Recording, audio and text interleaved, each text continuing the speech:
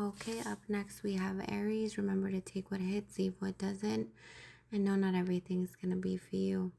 Aries, you guys are moving away from deceptive energy. This could be in work, it could be in love, it could be with family. You're definitely, I feel like you guys get envied a lot, but you're moving away from something or someone. You could feel like you're going to be focusing on yourself more. You're healing. Some of you are tired of being in mental conflict. You're tired of being in the up and up when it comes to a situation. I feel like a caring connection could be relevant to some of you. I feel like for a lot of you, you're just very exhausted, drained, and tired. Maybe you want to be with your partner more, or maybe you're missing someone. Okay, I do feel like you need to stand your ground in your situation. Speak your mind, Aries. Communication is key. I'm also seeing you're being highly protected when it comes to your finances. So whatever financial changes or shifts, they're going to be for the better. Okay.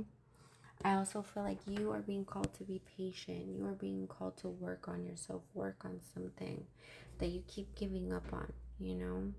Some of you feel so cold and detached because you're thinking about things that are not happening yet.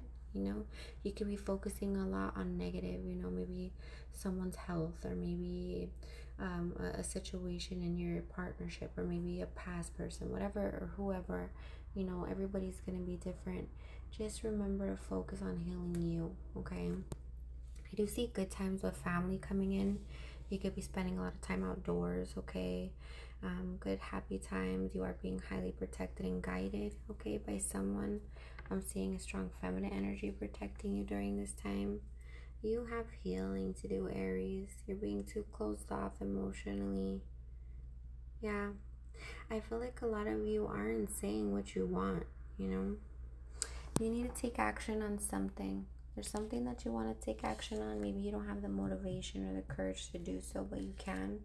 Self-love is relevant. So if you're not feeling good about yourself, if you're feeling drained, go to the gym, get a haircut.